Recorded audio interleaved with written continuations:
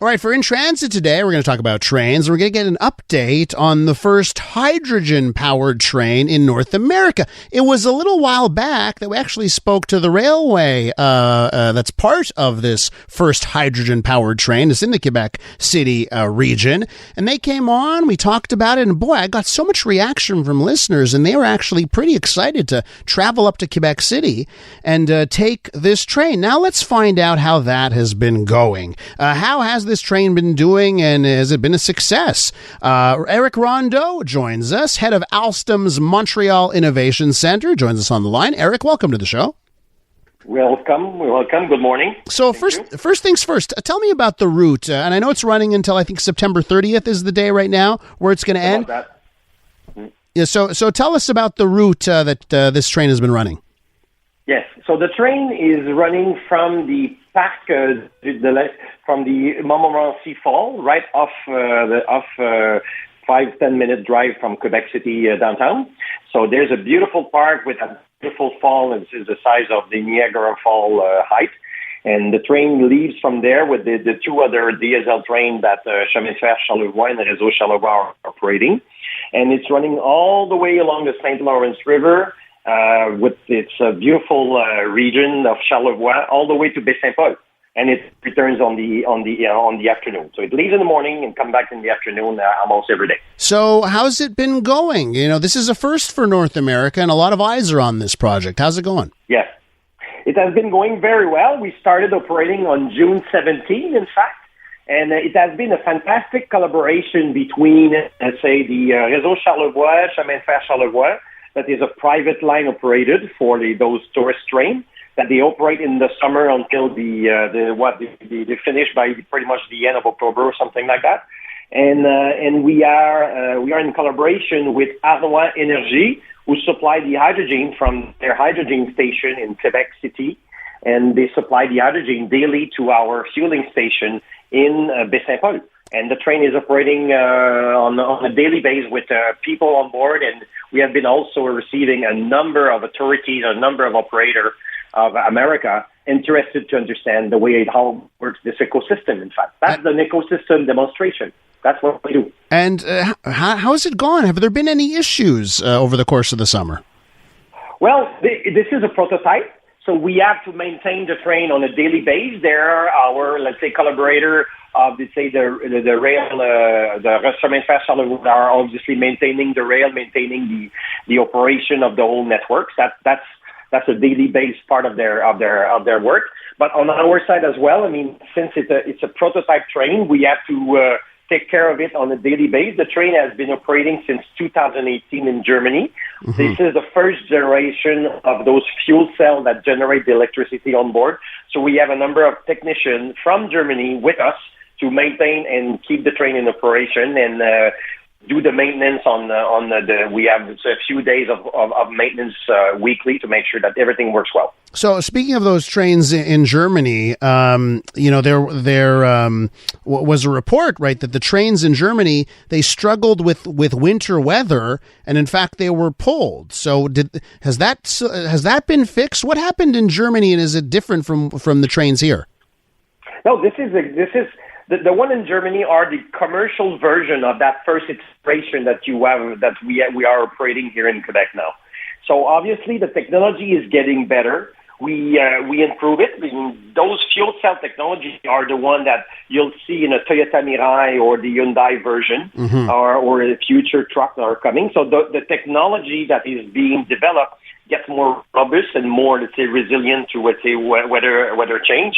So no surprise that you see those evolution. But in the works of doing the energy transition, for everyone that are listening to us today, it's important to understand that things will get better as much as now we see electric car with batteries are, let's say, working very well and being more cost effective. The way and the path to the hydrogen propulsion is on the same path of improvement. So no surprise that in some of the cases in Germany, sometimes the case needs to be improved and to be maintained, and it will get better. We have to be confident that technology will get better and more at scale with more efficiency. We're with Eric Rondeau, head of Alstom's Montreal Innovation Center, and we're talking about North America's first hydrogen-powered train that's running in the Quebec City region. Eric, why don't you describe the experience on board for customers? Because the train is powered by hydrogen, does it make the experience better? Does it allow you to do special things? How does it impact the actual experience of being on board a train? Well, it starts from the outside, I would say. And people would realize that when let's say they see the train arriving in the train station, the train is totally silent. Because it's an electric train without having a catenary or a connection to the wire or the third rail. I mean, the electric engine are quiet. The train is coming to you, and if it's a fresh day, you'll see some steam coming out on the roof of the train because this is the water vapor out of the fuel cell that are coming out, where the electricity is getting generated. Then, when you get on board of the train, it's quite a modern train with large window, so people, let's say, enjoy a great experience of seeing, let's say, the scenery of the St. Lawrence view all the way to Baie Saint Paul, and it's quite scenic in a way. So it's a great experience of being into a very quiet ride. The train and suspension as well is quite advanced. So compared, let's say, to original diesel propulsion system, no smell, no sound. Is very different. No smell of diesel. That in and of itself is a fantastic thing. Let me ask you this, Eric. The cost to run this train. You know, compare this hydrogen-powered train versus a regular diesel train. For operators, for railways across North America, would they see a sufficient cost savings if they eventually went to hydrogen?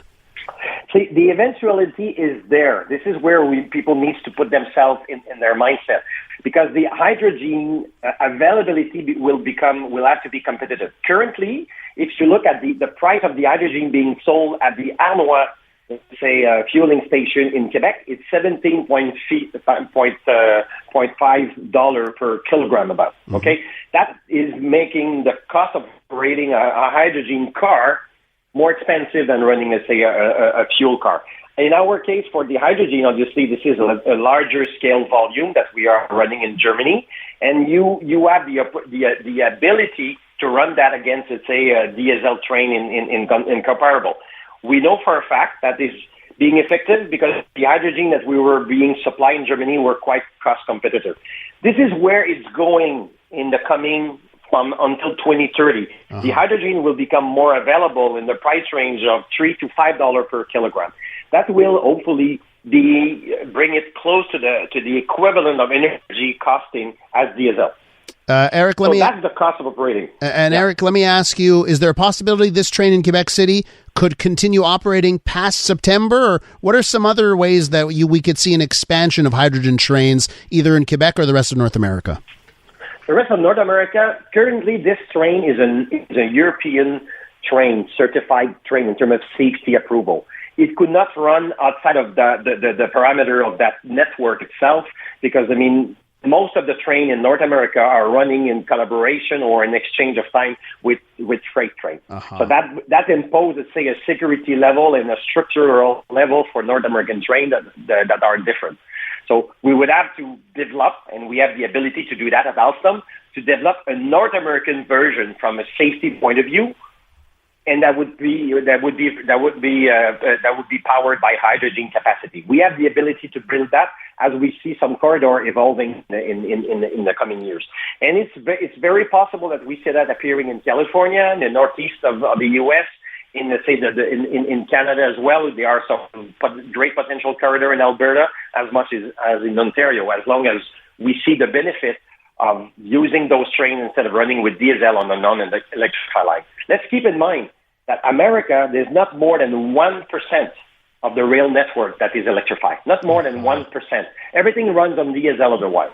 Gotcha. America, in Europe, it's 50%, and in China, 60%. And India is at 40%, but they're aiming to be fully electrified by 2030. Wow. Ultimately, it would be to run all trains on electricity all the way, but it's not possible. So that's why, we believe that hydrogen is an option, is an alternative for the non-electrified line in the future. There will be line that will never be electrified because there's not enough density, there's not enough frequency. Gotcha. That's why we believe that hydrogen propulsion is a great alternative for diesel for future line. Keep in mind that one of our trains of that iteration has been running over 1,000 kilometers in Germany by a single fueling. Eric, we'll leave it there. Eric, thanks so much for coming on the show. Eric is the head of Alstom's Montreal Innovation Center.